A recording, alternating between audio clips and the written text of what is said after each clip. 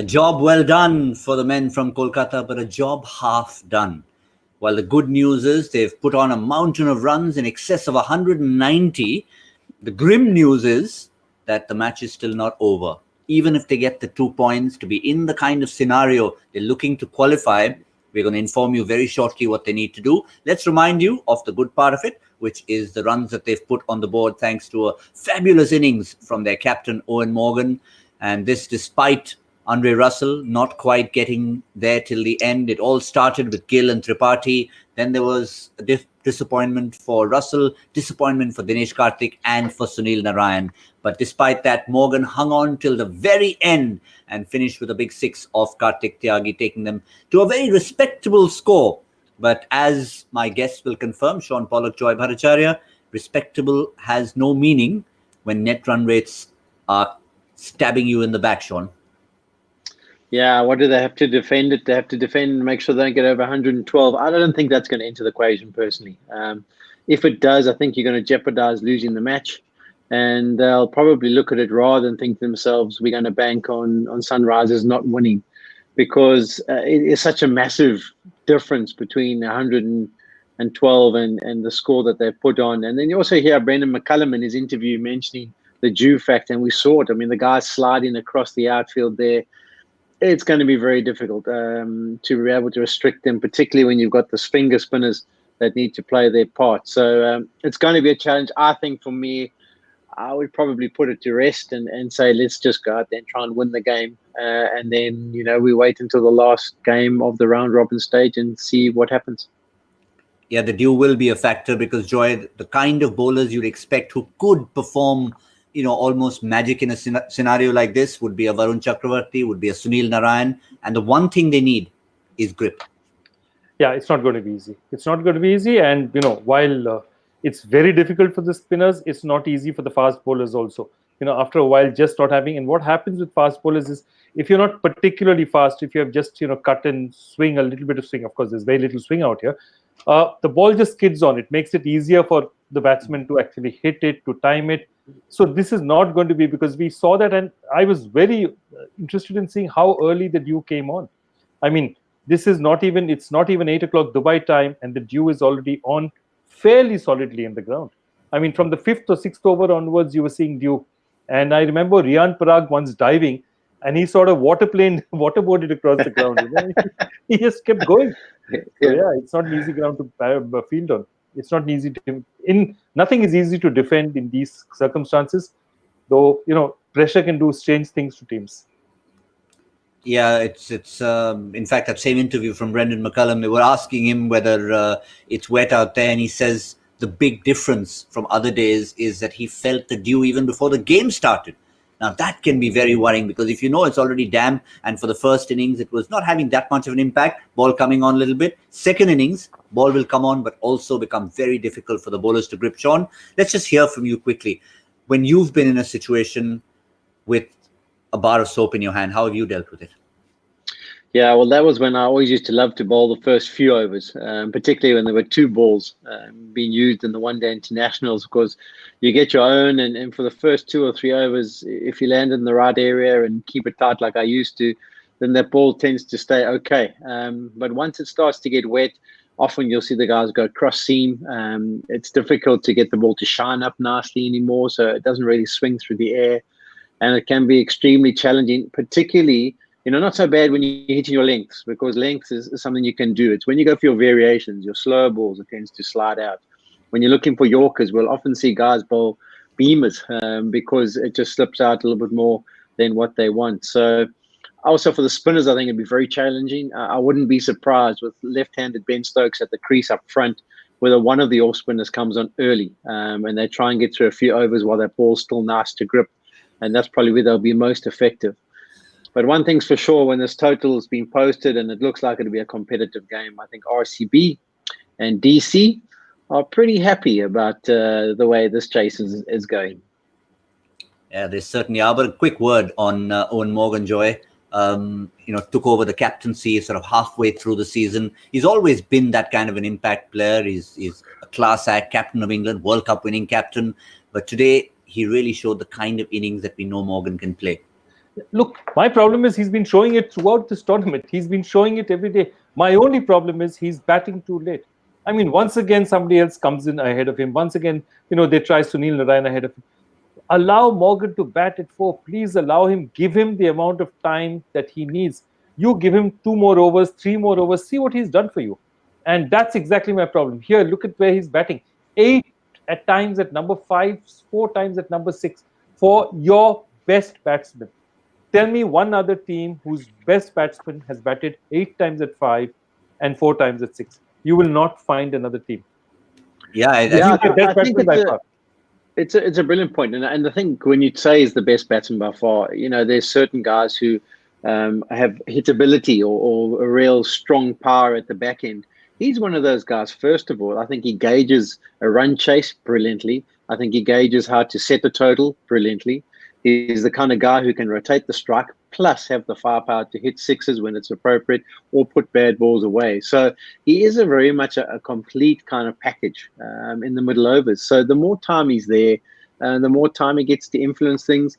And also with the captaincy role, he's got a calm mind. And therefore, the people he's batting with, he can offer some good advice and keep things calm and just explain what needs to be done. So, yeah, I don't know. I don't know what they're thinking. I do understand sometimes they just want people to go and express themselves and take as many risks, whereas Morgan maybe gets himself into an innings. But for me, from the outside, I would just think to myself, try and get him to face as many. I don't think the first 6. I think once the power play is done, next option is when you're ready, skip and you go. Yeah, and the thing is, when you're the captain yourself, unless it's something that when Brendan McCullum may have whispered in his ear, he has the decision to make, and he should be going and doing it for himself. But in the opposition, again, someone who could have gotten forgotten after some great performances all throughout was Rahul Tewatia. Joy, we almost tended to now see him as a batting all-rounder, forgetting that serious leg spin is what he does bowl, and today he delivered. Look, I think just check the stats, but I think nobody else has scored 200 runs and got 10 wickets in an IPL. I don't think it's happened before this. So he's played amazingly for them. And the thing about it is, look at it. Both bowlers were there. There was Shreyas Iyer and there was Shreyas Gopal, and there was him. Both of them were bowling. But you could see by Gopal that once the ball was wet, he just didn't have the heart. Tewatia had the heart.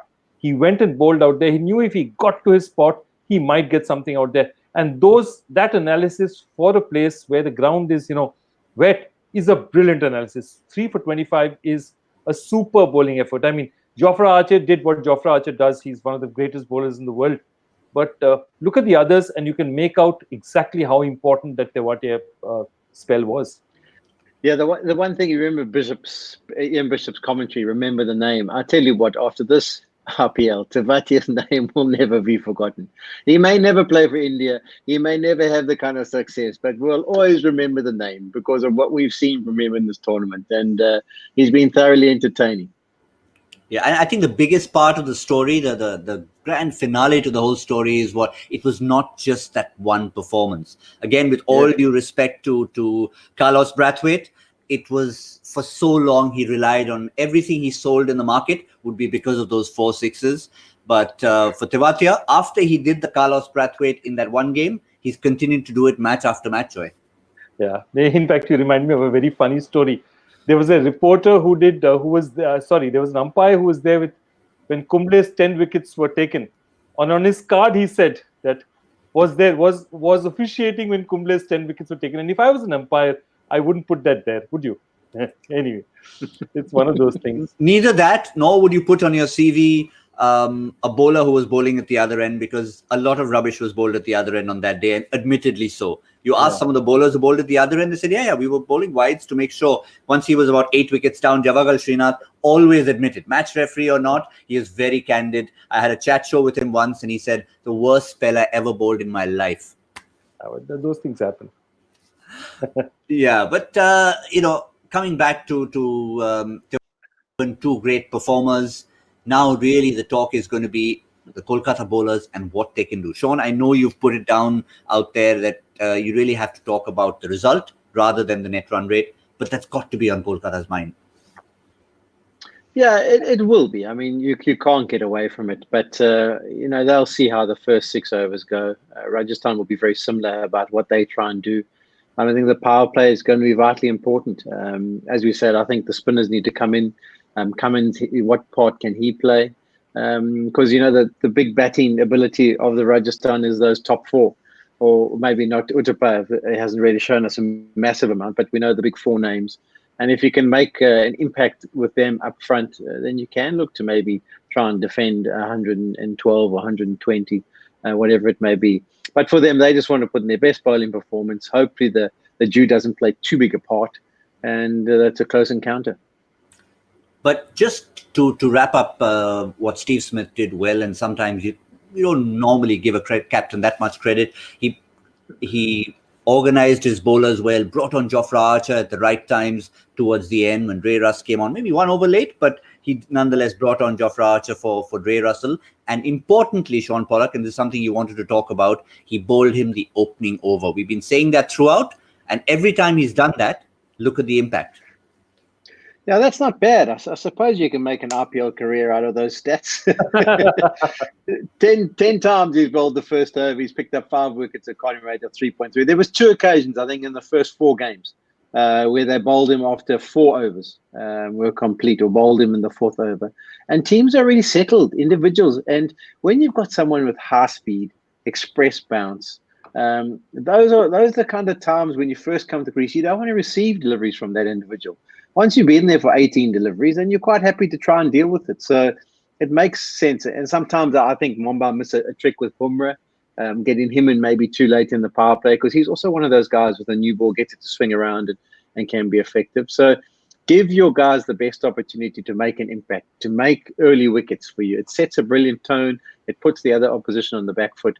Finally, we've seen them do it for the back part of the tournament, and that's probably where they've been at their best as a bowling unit. By the way, Shaun, we were on all the little Hindi words that we were talking about. You do remember the word chabi? Chabi.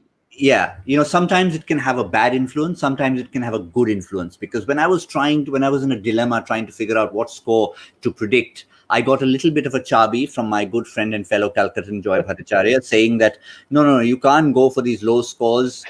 You must go high, because they won't let you out of Calcutta. They won't let you out of your house. So purely under pressure, I went for 194, and what a good decision it was. Thank you, Joy, for that. And considering that you just pipped me, that makes me feel even worse. Just there, I was almost but there. what we've got to understand about Gautam as well, when it comes to picking his fantasy teams as well, he chops and changes. There's absolutely no proper research done. He doesn't stick to a structure. It's always lastminute.com. Yeah, it is. It is. I mean, I'm not a member of your club, Shaun, but scenarios.com. So because I don't study that well enough, yeah, it has to be lastminute.com, last minute tips, put it in. And sometimes it's not a good idea. But what happens is, the pattern I've seen, the day my 11 circle team is doing well, I never win the badge of honor, and vice versa. So one day I've got to crack both together. But final thoughts, gentlemen. Rajasthan, we've talked about Kolkata all along as to what they need to do, how much they need to restrict Rajasthan to. But let's not forget, if Rajasthan would want to win this match, they have to do it with 35 balls to spare, or 38 balls, I beg your pardon. I mean, the only time... Yeah, I don't think... Yeah. Go on, Shaun. Not going to happen, hey? I think it's going to happen. So I think what they're going to try and do is win it as quickly as they can. Because if they do, then maybe the DC-RCB game, someone loses by a more sizable amount than what you would expect, and then they can go through. But I definitely think, get yourselves into a really strong position to win the game, and then maybe consider trying to wrap it up as quickly as possible, but win the game first. Joy, you also see it as a near impossibility, and focus should be on the 2 points? Look, it's happened only once in IPL history, that 2014 season, and that's the one time Rahul Dravid took out a cap and threw it. That happens once in 13 years. I can't see lightning striking twice. By the way, quick correction, the guy who had his name on his card was for the tied test, not for Kumble's 10 wickets. But anyway, that's also not something, perhaps, not the greatest of ideas. Was it Rambabu Gupta? No, it wasn't. No, we'll go on. We'll talk about it some other time, offline. Okay. The person who lifted his finger. Yeah, that's an interesting one to think of. But started off in the right fashion at the Rajasthan Royals. That that game that Joy just mentioned, it was Rajasthan Royals who were at the receiving end. Something else earth-shattering happened that day. Rahul Dravid threw his cap down in disgust after that six was hit by Aditya Tare. So all sorts of strange things happened that night. I wonder what sort of reactions we'll get if Rajasthan Royals were to get over the line with that number of balls still left to spare, 38 balls to spare, or Kolkata keeps them to under 112. Lots to play for, lots of fun in games. I can tell you in the 10th over, there'll be still a few talking points. We'll see you on Cricbuzz Combox and then wrap up a huge weekend, both Saturday and Sunday, really. So many talking points. My 11 Circle presents Cricbuzz Live.